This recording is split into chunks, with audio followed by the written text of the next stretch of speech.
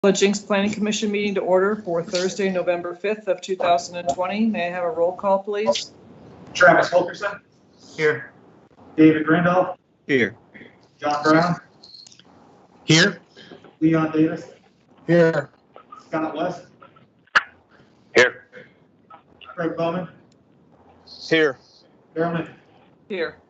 I hear a request to approve the minutes from October 22nd of 2020.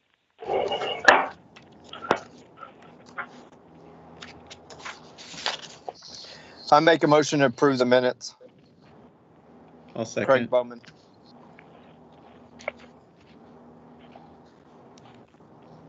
Travis Holkerson. I'll abstain since I was absent. David Randolph. Yes. Leon Davis. John Brown. I'll abstain because I was absent as well. Leon Davis. Yes. Scott West. Yes. Craig Bowman. Yes. Carolyn. Yes. First item on the agenda is JL 20-350, request by Chris Zimatek for a lot split, the general location which is south of West 91st Street, west of South Union Avenue. Marcy? Thank you, Madam Chairman and Planning Commission. This is a lot split request. They meet the requirements of the ag zoning, Vulcan area, as well as the subdivision regulations. Essentially, it's a family-owned parcel, a little less than 10 acres, and there are 3 members who would all like to live in close proximity, so they're seeking this lot split. If you look on page 7, I did put in a chart for your convenience that shows what the requirements are, and that each one of these lots do meet those requirements. It went to the Technical Advisory Committee, and there were no comments. The general location is south of 91st Street and west of Union or west of Highway 75. Staff believes that the lot split should be approved for the purpose of creating 3 lots on an ag parcel. The Vulcan area requirements are currently met and will be checked again during the building permit process. There's a couple of conditions which are pretty standard. Once you go through the lot split process, and before you can get something filed with the county, you need to bring them to the city planner. I stamp the deeds, make sure the legal descriptions are correct, and then you take those deeds to the county. So outside of that, staff recommends approval of the lot split per the conditions, and if you make any conditions, or city council. Okay, any questions or comments? I had this is John. I had a general question on page 2 where the requirements were listed with the table. Is that a Scribner's error above it where it says general location west of Harvard and north of 141st? Yes, I got it right the first time and wrong the second time, and I did mean to point that out. See, I scratched through it on my own note. So sorry about that. I tried to scold Brandon for not catching all my errors in this staff report, but he took no responsibility at all. Okay, any other questions or comments? Unless John, you had something more. I had just a basic question, just access basically. I noticed on here there was an easement running north-south mentioned somewhere, but on the plat of survey, I just didn't see a reference to that. I just wanted to make sure we're not, I bet you've thought about this already, but I want to make sure we're not creating a landlocked piece here. They are not landlocked. Lot 1 and Lot 2 will have access to 91st Street, and right. Lot 3 will have access to 92nd. So are there 4? Oh, okay. No. That Lot 3 at the bottom covers the entire southern stretch. It does. Okay. It goes all the way from the east to the west. Okay, thanks. That was my question. And then as also, I guess, utilities as well. I know that's part of the criteria for a lot split. They are working. Sorry to interrupt. Go ahead. No, that's all. Go ahead. Yeah. They are working with the engineering department to clarify what they can and cannot do. We can grant them a lot split, but they'll still have to comply with whatever criteria is established by the engineering department. Okay, thanks. I mean, it doesn't look problematic to me if they need to add utility easements for something here, there's some space to do it. So, Yeah, they put the utility easement straight down between the lots, and I think that that will be adequate for them. okay. Okay, thank you. Anyone else? If not, do I hear a motion to approve JL 20-350? I make a motion to approve JL 20-350. This is John, and this is John, I'll second. Brett Fulkerson, Yes. David Randolph, Yes. John Brown, Yes? Leon Davis, yes, Scott West, Yes. Craig Bowman, Yes. Carolyn, Yes. Next item on the agenda is JZ 20-665, PUD 123, a request by Ryan McCarty for a plan unit development and a comprehensive land map amendment. The general location is northwest corner of West K Street and North Birch Avenue. Marseille? Thank you, Madam Chairwoman. This parcel is an existing industrial light zoned property. They have, the current uses are within use unit 11, 22, and 23. So this is an existing use. And because they want to expand, when you look at the comprehensive plan, we had not really had a lot of conversation, but we certainly gave this area some consideration. And we knew that we could go two different ways. We could go with the existing zoning, or we could anticipate that maybe an expansion of the multifamily might be an option. So this particular parcel is surrounded by multifamily on kind of the north and west, and then it has some other civic lots in the area where you have school-owned property and city-owned property, and then you have a subdivision to the east. So I did require an amendment to the comprehensive plan. As you know, that we just adopted it, but I don't have any heartburn over getting it to match up with the existing use. This PUD actually is more restrictive than straight zoning in the sense that they've eliminated some of the uses that previously would have been allowed in IL. And it's less restrictive in the ask for allowing them to build closer to the property line. So if you look on page 11, I kind of walk you through some of the details starting at the bottom of page 10 of your packet. And then on page 11, there's a little chart. That particular chart shows IL is the district that it currently is zoned. IM is a more intense industrial use. I went ahead and included it, and it has the PUD. So the areas, the use units number 1, 10, 11, 22, and 24 is all that would be allowed in that district. And it would take out use unit 4, 16, 17, and 21, which are currently allowed by right in that district. It would also remove any opportunity for some of the special exceptions and specific use permits, which are currently allowed in that area. So again, this narrows it down to 1, 2, 3, 4, 5, 6 uses. And as you know, there are lots of uses within that. And it also allows for whatever uses are currently there to continue to exist. None of them, I did talk to the applicant. The applicant is online and can give you more details, but none of them are very invasive. And they've been, as far as I know, fairly quiet neighbors over the years. So if you look on page 12, it kind of talks about the Bogan area.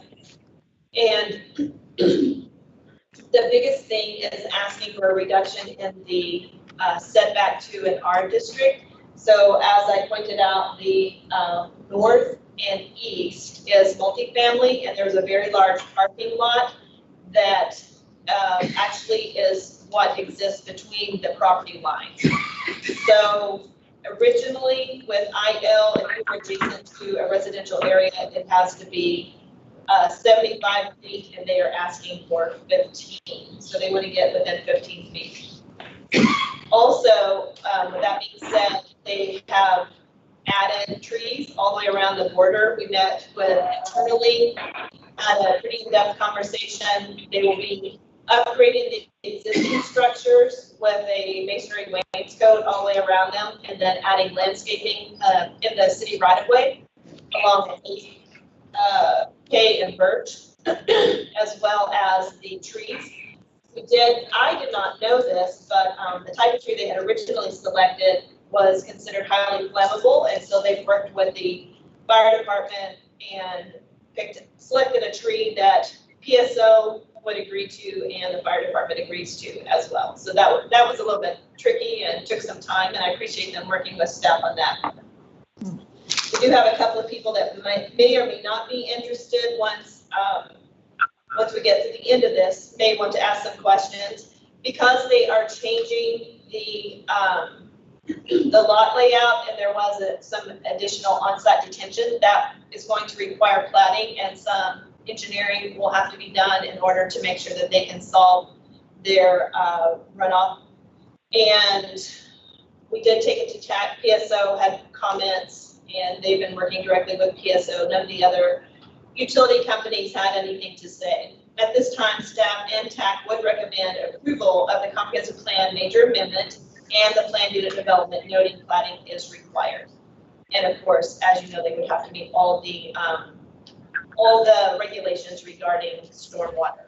So the rest of the conversation would have to do directly with the PUD that was submitted. And I believe that starts on page 17 of your packet.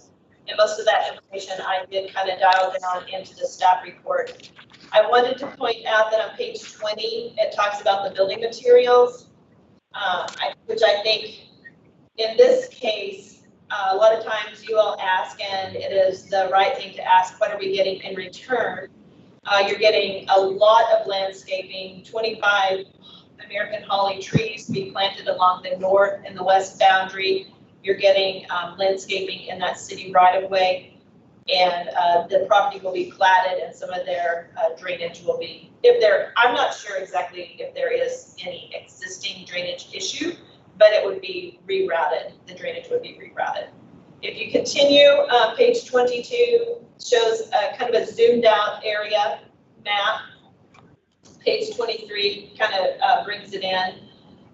And then you have a site plan concept on page 24.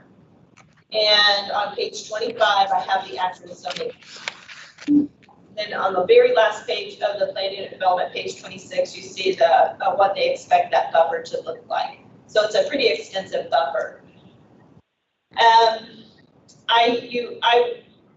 You really cannot approve the PUD without amending the comprehensive plan.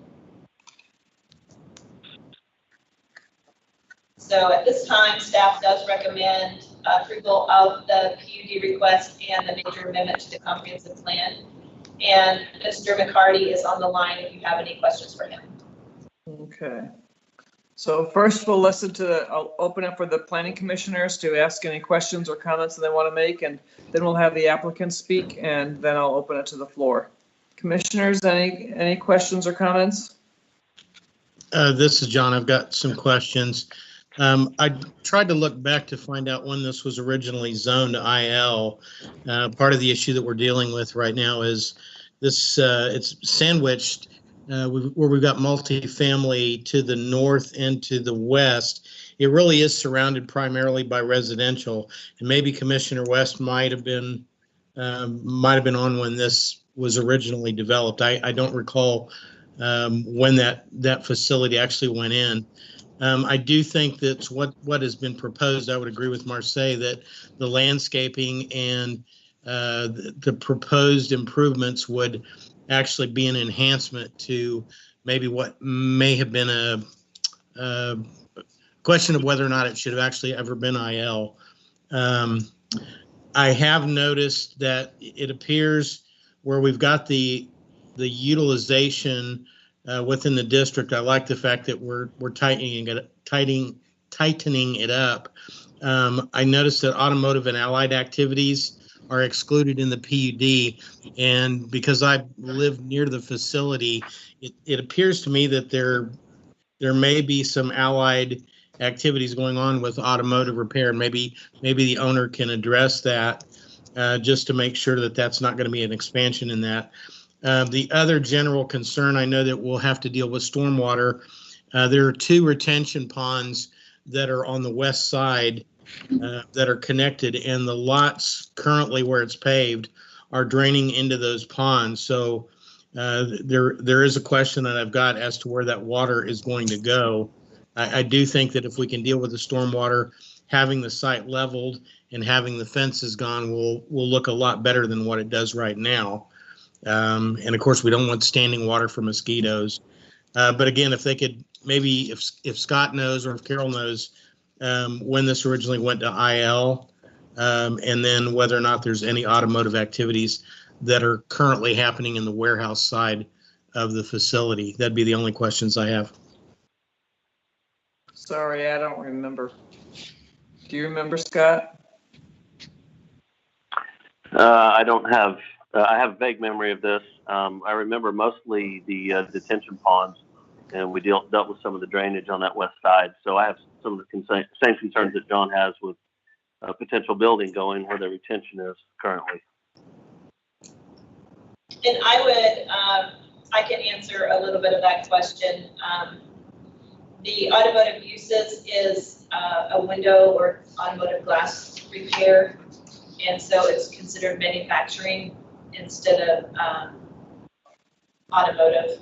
They could put glass together for a shower or a storm door or something. Then as far as detention, that would be handled through the engineering department, and it has already been discussed at length. And then because it's required to be platted, if this is approved, it would certainly be dealt with at a very in-depth level.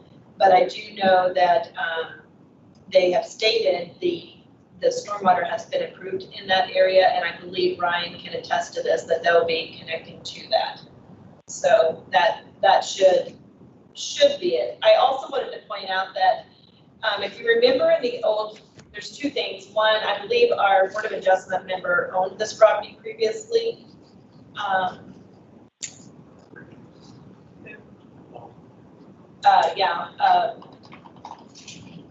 Paul Green. So he is the one who got it. And if you remember in the comprehensive plan, he did come in and make some comments on it because he understood the property and how it was developed. The old comprehensive plan only had intensities, and that's how you have multifamily completely surrounded on 4 sides by industrial. So really the multifamily is sandwiched in the middle of a lot of industrial uses. I would probably call that spot zoning, but the way the comprehensive plan was previously written, it did allow for it. And I think that that's how they got it. If you look across the street, it's really adjacent to one lot on the east that's residential, and then that little development to the south. So it is surrounded on 2 sides by single family, and then on the other 2 sides by multifamily, which would be considered high intensity. And I think that's all. I think that's all that I can answer. If you have any other questions, Ryan should be able to answer them. Anyone else? I had a question about the trees. I'm not a tree expert, but I recall reading somewhere that you're not supposed to plant the same variety of tree too much, and there's some sort of cycling rule. I just I'm not insisting this change or anything, but do you know if that's been looked at or how Jenks has handled that elsewhere? There's supposed to be enough biodiversity, so if because otherwise the trees can all die at once. I think that's the concern. Sure. Um, I am not aware of Jenks having ever imposed any kind of restrictions on the number of trees being planted in one particular area. okay. They are required, and I have the authority to send them a letter saying to replace their vegetation. And maybe that's workable in this case because it is a nice variety. I know PSO has vetted it. It creates a visual barrier. The other ways seem nice. Yeah.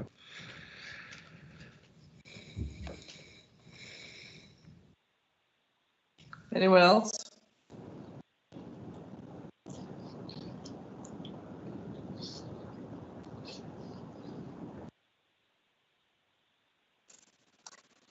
Okay, at this point, then I'll ask Ryan if Ryan McCarty's online, you said? Yes. Ryan, do you wish to address the planning commission?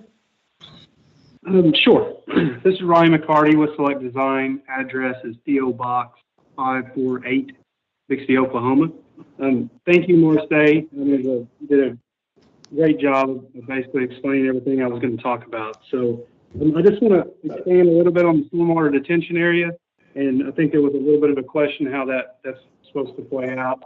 So Chris Robinson, when he was employed at the city, our client had a conversation with him about, hey, is there anything we can do with this old junky detention facility? And I think there was a little bit, not a lot of study done or anything like that, but it was looked at, and Chris at the time believed that the existing storm sewer system that is under West Cape Street had the capacity to handle everything that's happening on this site, and the detention facilities no longer were needed. So that's kind of what kicked this off, and that's when the owners came to me, and we kind of brought it to you in its current form. So now, once we had our TAC meeting, we did talk about stormwater and the engineering, and we all agree that we have to prove that these detention facilities are no longer needed, and that'll be the next step. But everything will drain and tie into the existing system on West K Street. Other than that, if you guys have any specific questions, I'd be glad to answer them. Thank you. Any questions for Ryan, for Mr. McCarty?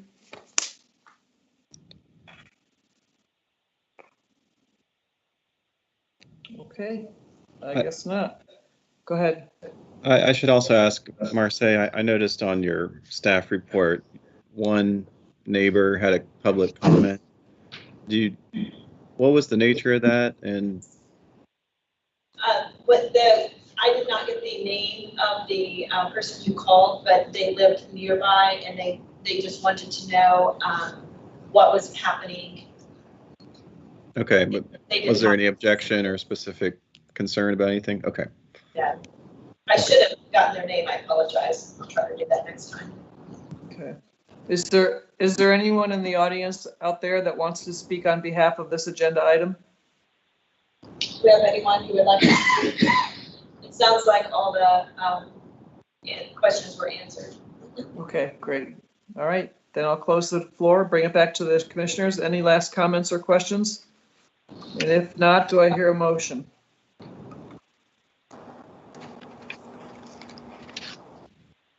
I'll make a motion. Go ahead. Okay. Go ahead. No, go ahead.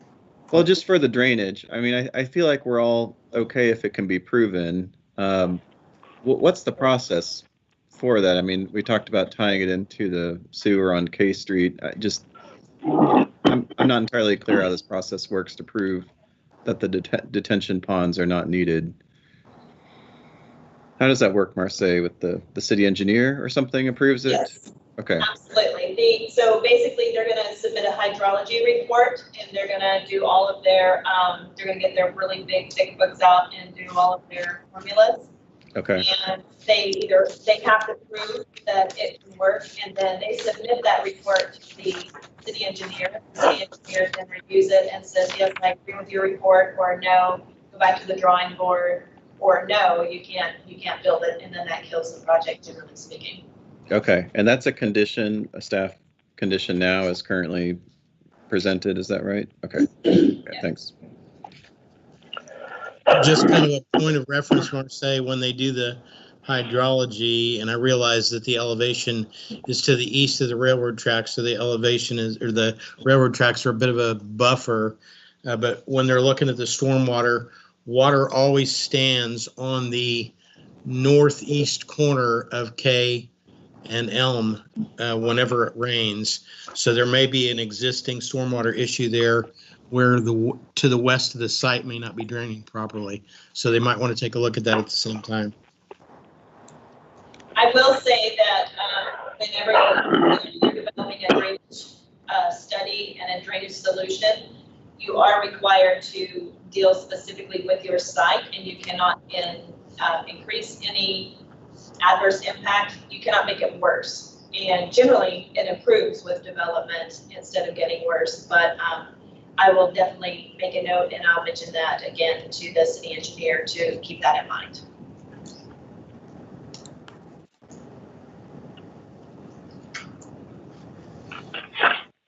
Okay, do I hear a motion?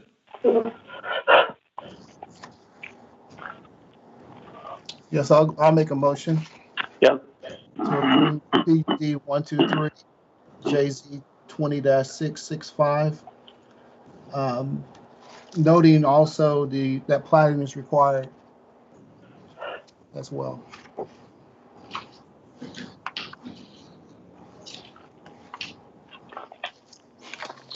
I'll second it. Craig Bowman. Travis Wilkerson, Yes. David Ringgold, Yes. Brown, Yes. Leon Davis, Yes. Scott West, Yes. Craig Bowman, Yes. Carol Newman. Yes. Next item on the agenda is JZ 20-666, PUD 124. Request by Greg Helms for a planned unit development at 401 West Main Street. Marseille? Thank you, Madam Chairman. This item is a PUD amendment, and the primary reason there is even a PUD instead of a straight zoning is because it's a very, very challenging lot. And secondly, because we really wanted to have the applicant to build basically to create a street wall. So if this lot, if approved and if built as presented, would feel like a building walking down Main Street, closer to the heart of Main Street, if that makes sense. That was kind of clunky. But essentially it's at 401 West Main. And I want to apologize again. I read this report and there were at least 3 errors in the first paragraph. So in this time, I will say I wrote this one while working on vacation. So sorry. I'll try to read it better the next time before it's sent. So this item is 401 West Main. The property is currently owned by the city of Jenks. It is under contract for the purpose of purchasing this building and building an office structure. The architect is local, Greg Helms, and he's been working with the applicant to design a building that would allow him to have a couple of spaces. He wants to have, let me turn over to my other page. Got some area for assembly of audio video equipment and cabinetry, offices, conference rooms, and then a demonstration area. So this is for an audio video connections. And the zoning is currently zoned CG, commercial general, and we're putting a PUD over it or asking for that. It's PUD 124 with no change to the underlying zoning. The comprehensive plan does support it.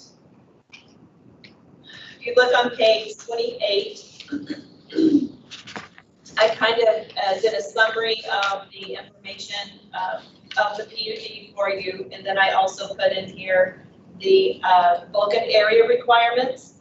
And for CG, it requires a setback off of Main Street of 50 feet, and we're asking them to build to the setback and put the parking in the back. We think it's a more attractive building, and it's the direction we want to go. I think that you all will support that. And the future with our Main Street structures, getting them up to that street wall and creating a different feel when you're walking down Main Street. And then again, on the other side, a 10-foot setback. If you look down at the bottom, you'll see the zoning map. Comprehensive plan use map is on page 29.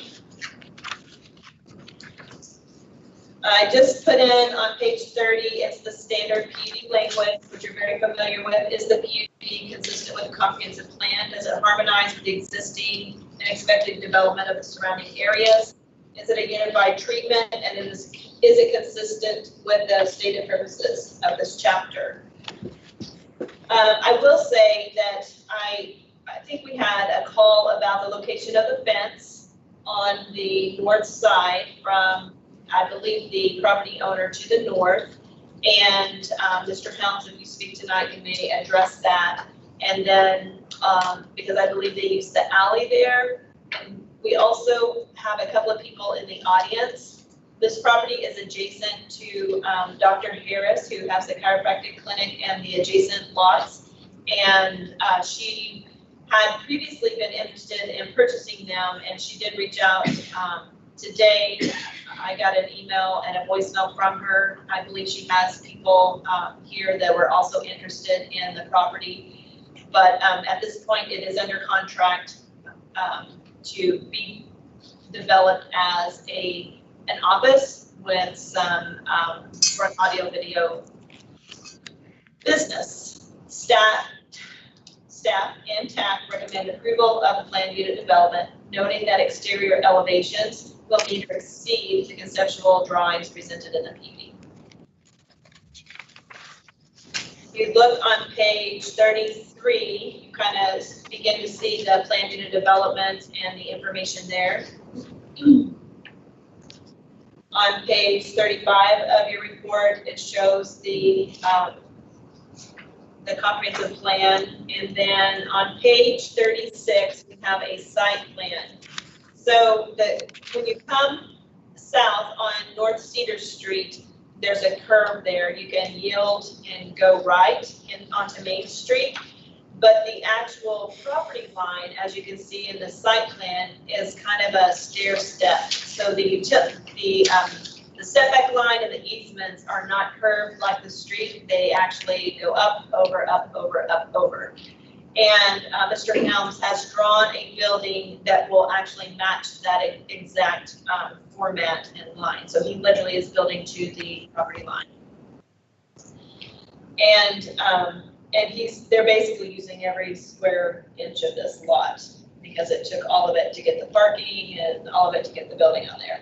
So page 37, you kind of see a color site plan. You can see the actual cedar yield lane, and then if you look on page 38, you can see the elevation drawing, the mix of materials. It has a little balcony, which I love, and not that it matters, but I like it. Page 40 and 41 are just more elevation drawings, and then the last picture and part of this packet, and your packet is on page 42, is a different view. So, as I mentioned, the proposed buyer is in the audience, as well as the architect, and then I have several people that may choose to speak. Okay, so we'll start first with the commissioners. Questions or comments? I'm going to go ahead and jump in again, Carol. Go ahead. Couple of things. Number one, kudos to Mr. Helms for doing a great job in designing a facility that fits the shape of the property. One question that I would generally have, and it's more of I guess, an ideological question as to why we put that right of way with that curved entrance onto Main. I'm not sure where that happened. And then that kind of goes back to traffic and engineering in that the one-way turns to two-way at Cedar going west. And I think there's 4 properties impacted by that. So that's just kind of more of a general question for engineering as to why we did that. Couple technical questions about the proposed site. The alley, it does not appear to me that the alley is accessible to the east side of the lot. I think it is only accessible to the west.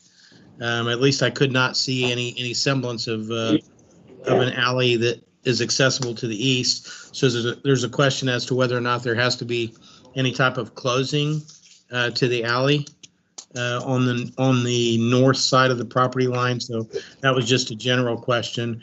And then also for Mr. Helms, on the drawings, we're seeing sidewalk. Is that going to be something that will actually happen in the development of this site? Will there be sidewalks and curbs in? I'll let Mr. Helms answer those questions. The alley is not obstructed, I do know that. And the sidewalk there, is it being built by the city attorney? Yes. Okay, that's what I was thinking while I answered it for you. So The developer will not have to build the sidewalk because it is already under contract and on plans to get the sidewalk built very soon. So yes, the sidewalk will be there, but the builder of this property, the owner of this property will not have to build it.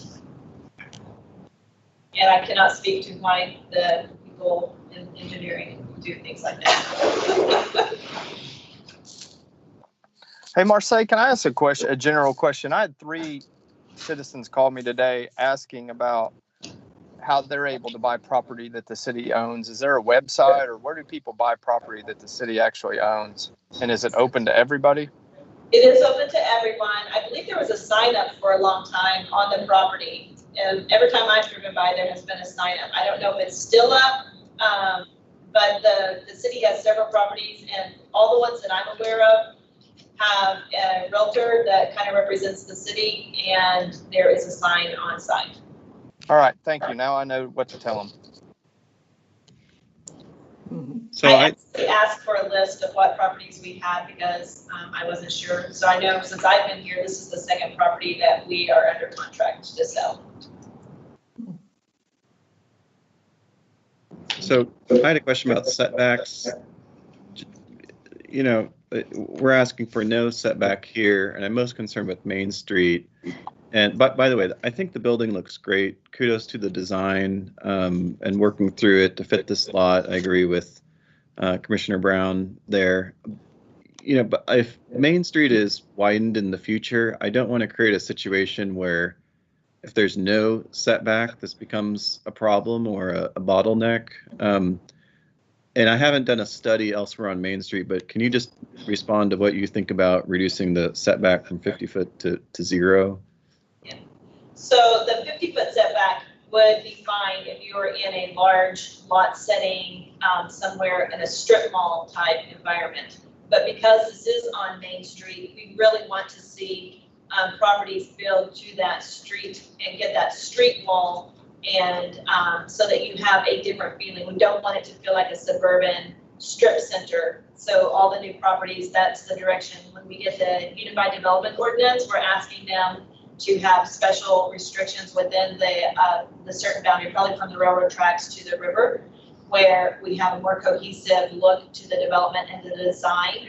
We have a lot of great buildings that have been built in the last 5 or 10 years, but they feel suburban. They don't feel special to the downtown. They don't feel like we're protecting the character or the, I mean, you can, I'm not so much hung up on materials, but it changes dramatically if you're not building and getting that street wall. You've got a whole different, you're now anywhere USA strip mall is what it feels like. And we want to create a different environment, and at least from that railroad track over.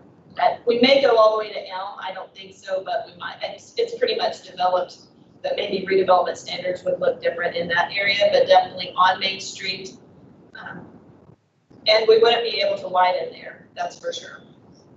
But I think when you talk about connectivity and walkability, you don't want to widen. You want to keep it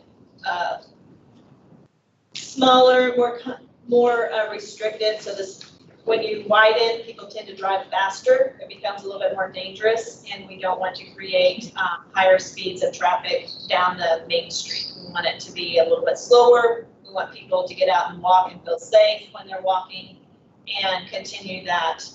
What you see in the heart, we want it to go all the way to the railroad tracks as much as possible. Like I said, there's already some development that we kind of missed the boat on, but moving forward, we're trying to get that feel. Okay, thank you. Any other questions or comments?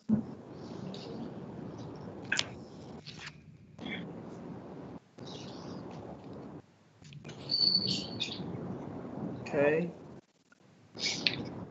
You said there's people in the audience that have questions or comments? Okay, I'm going to bring those up first before I have Greg come up, if that's okay with everyone. Okay, so anyone in the audience that wants to come up, give us just a couple of minutes and give us your name and address, please. Yes, my name is Kay Holting.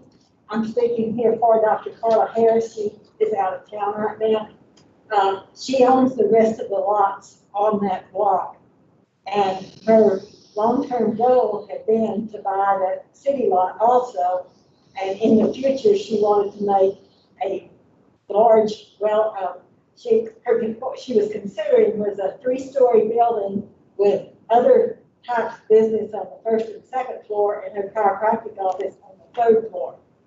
And so she was unable to purchase the lot because of personal things going on in her life.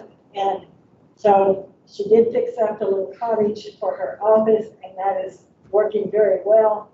But her long-term goal was to buy the city lot and to have the whole lot and be able to provide a larger building. And she said at one time when she talked to someone on the planning council, they said they were promoting people building up more than just single story.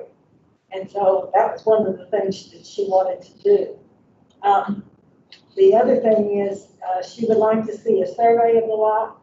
There are some posts on the lot that have nothing to do with the survey line, and someone putting up an advertisement put those on there. So she would like to see and get a copy of the survey of the lots.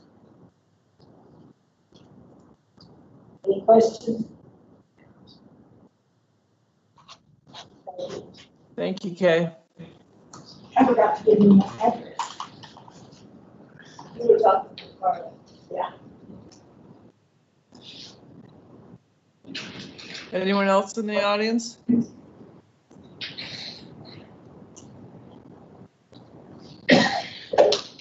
Hello, I'm Pam McDonald, and I live in the house just north of the property, well, sort of like north and west, at 416 West A Street. So I basically just have some questions, kind of referring to what Ms. Kay was talking about. I know that the Harrises had planned to build their building there before, and a big part of that was at that time, my understanding was that they were told that there wasn't enough area to build the building they wanted and have parking without having a lot of drainage issues.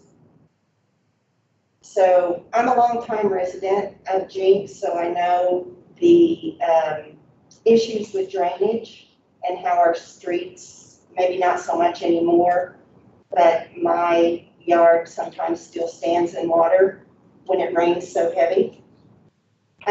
So one of the things that, the things that I am concerned of is the drainage, number one. What's the traffic going to be like, and what's it going to be like for me with parking in the back of that building?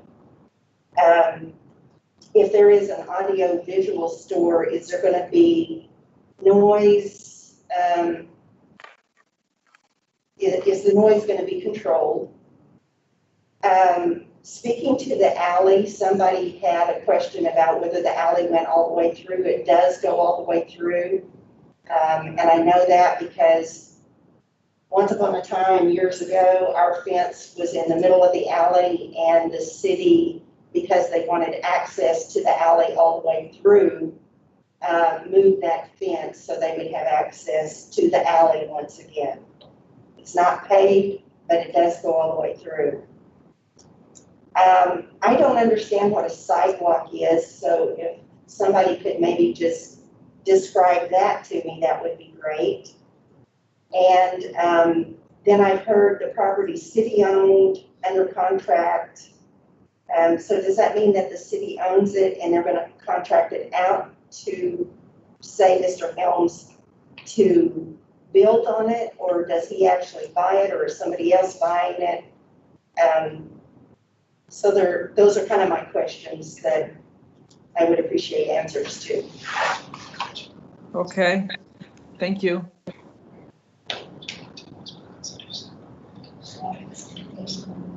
Anyone else in the audience?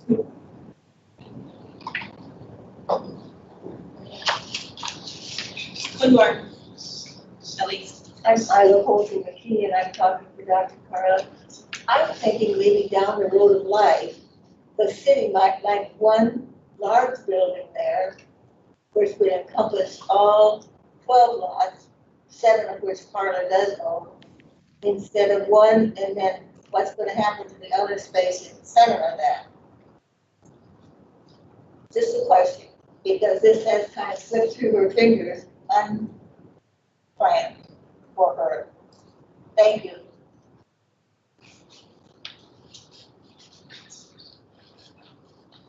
Anyone else?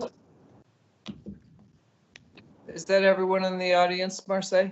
That's Yes, thank wanted you. to speak? Okay, if Mr. Helms, if you'll come forward and give us your name and address and address some of these questions, we'd appreciate it.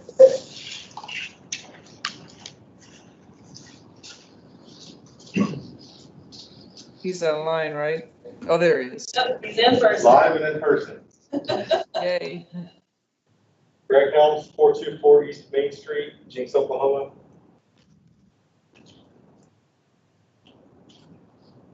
So I have a comment first before I address the questions that were just raised. So one is on the setback arterial I get it at wrong. Cedar, or sorry, not arterial, so the one at Cedar. So the way the site property line steps, can we clarify that that's 10 feet from the eastmost property line? So because that, as it jogs, we're going to get within that 10 feet That's at right. the southeast. So 0 to 10. Right. If that's acceptable. Yeah, that's fine. He's making a clarification on page 28 of that chart that on the non-arterial setback, it actually will go all the way to the property line at one point. Just as a result of the sort of sawtooth pattern of the property line.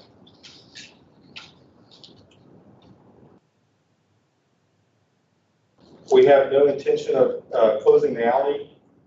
We even, in some projects, use the alley to access parking.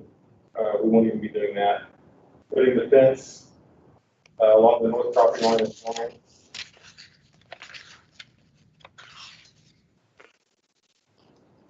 Regarding traffic, this business is by appointment for the most part. There's very little walk-in traffic.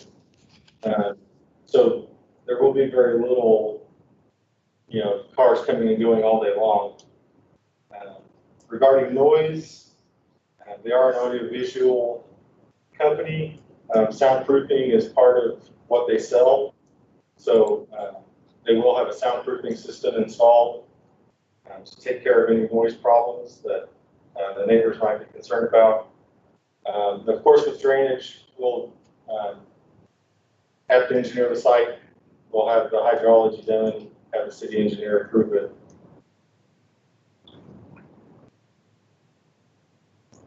But I think it'll be a great addition to Main Street. If you have any other questions, I'll address them. Okay.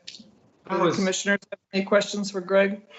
Yeah, Commissioner, my question is the garage is that going to be for installation into car audio or car audio installation? And will those doors be open during work activity, or how is that? How will that operate? It's for company vehicles. Okay. For their work vans. Okay. So there won't be, I know we've got the little area for that, it's called light manufacturing, so that won't be installation or work that might involve tools or drills or things of that nature. Well, I mean, that area would be for assembling, racks, speaker boxes, Right. Some sort of furniture that has built-in speakers. I apologize, I may have confused you with my question. I understand that we have the light manufacturing area, but the garage itself, will that area be used for installation of equipment? No, that's for parking of company vehicles. Okay.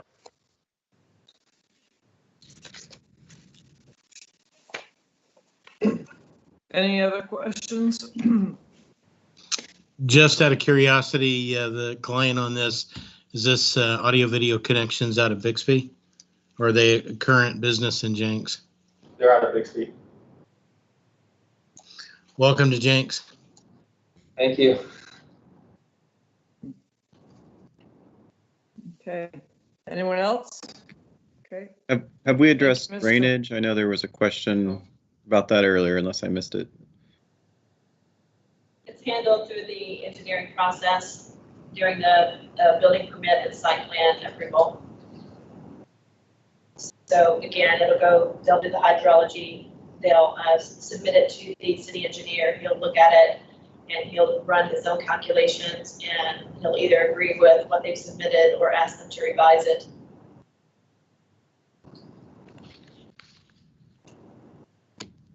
Okay, and then one other question from the audience too is just about sound, because it's a sound business. You know, I think kind of the worst case scenario they can imagine is like large bass sounds, you know, thumping all day that you can hear, you know, an eighth of a mile away. I'll just ask, you know, what sort of sound that would be audible outside the building do you anticipate with the business? Well, and part of what they do is soundproofing. Okay. So the building, you know, any of those spaces will be soundproofed. It's their job to make sure my neighbor never hears the amazing sound system I just purchased. Well, you need to come over to my house, but okay, no, that's that's good to hear that it's not going to be an extra burden for the neighborhood. I don't think the question was answered on contract. The city owns the property. It has been advertised for sale by a sign. They contacted the agent from the city. They have a contract with the city to purchase the property. And they hired, we've met multiple times with the purchaser, and we advised them to get an architect because we knew that the site was very challenging, and we wanted to we knew they couldn't meet the building setbacks. So we needed to know what they were going to be able to put there, and they needed to be able to know what they could put there. And at that point, they hired, as far as I understand, they hired Mr. Helms to work through that process with them to make sure that they actually could do what they wanted to do. And as you see, he did come up with a very creative solution, and it fits their needs. And this item would go to City Council on the 10th, on Tuesday night, and for a hearing, and then I believe they are set to close sometime mid-November. And then related to that point, the city can't play favorites really, or wait for anyone. You just have to treat everyone fairly, and sometimes that's a first come first served basis or an acceptable design. Is that right, Marseille? So that is correct. So okay. You get an offer, and there have been other offers that have been rejected. There's been offers that have been considered, but it's the same process for everyone. It has to, the contract has already been approved by City Council. Is that correct? I assume. I said that, and then I'm like. Something was probably signed, you know, probably PSA. Okay. Sometimes you feel like it's so true, and you're like. Okay, any more questions for Mr. Helms? Site. It's a site. Thank you, Greg. Okay, I was. All right, thank you. Sorry.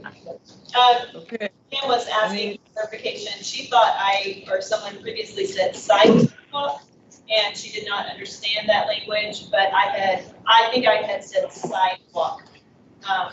Actually, the paving dedicated for public access, pedestrian access. Just on that point of sidewalk, I think that makes sense here, but on future developments, like I know on Main Street, the sidewalk, we've talked about this before, is pretty close to the road. In other developments, not here, but where there's more space, it'd be nice to have a little extra grassy buffer between the roadway and the sidewalk. Just anyway, thought I'd mention it. But. I agree with that. Okay, any other comments or questions, or do I hear a motion? This is John. I'll make a motion to approve PUD 124 JZ. Oh my goodness, did we have to have this end in 666? Thanks for that, 2020. Marseille. JZ 20-666. And this is Scott, Commissioner West. I'd like to say first, it's always a pleasure to work with Mr. Helms when he brings stuff to us. It's always a high quality product, and I appreciate that. I also agree with what Marseille was telling us about keeping that Main Street corridor kind of tight through there for the reasons that she mentioned, that more pedestrian friendly, slower traffic, kind of creates a feel of a Main Street area, and I agree with her on that. Also, Commissioner Randolph mentioned that the city doesn't decide what goes into these areas or who they sell property to.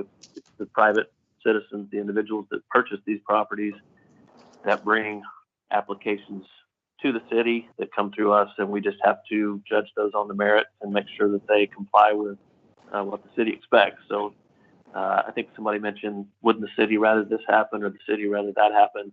That's up to the property owner, and then we kind of verified that it works with what's been set forth. So saying all that, I will second John's motion. Travis Wilkerson, Yes.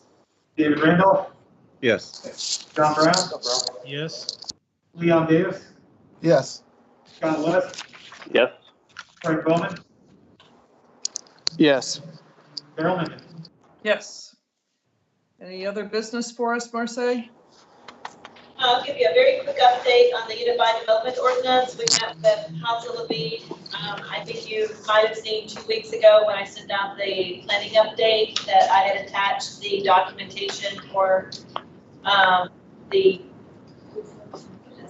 was basically the first draft of information. So they took everything from the comprehensive plan that had to do with the Unified Development Ordinance. They did some evaluations on the subdivisions that are existing. Very interesting. If you haven't had a chance to look at it, I would advise you to. I think it might be very surprising.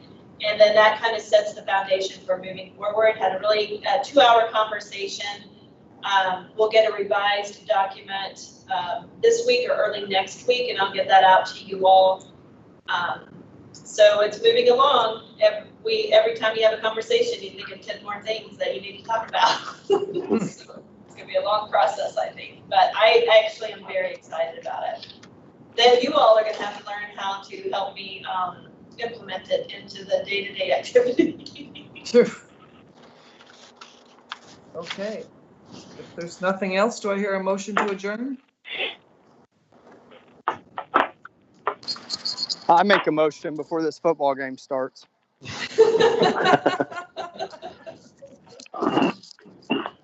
Okay, all in favor? All right. Aye. Aye. Any opposed?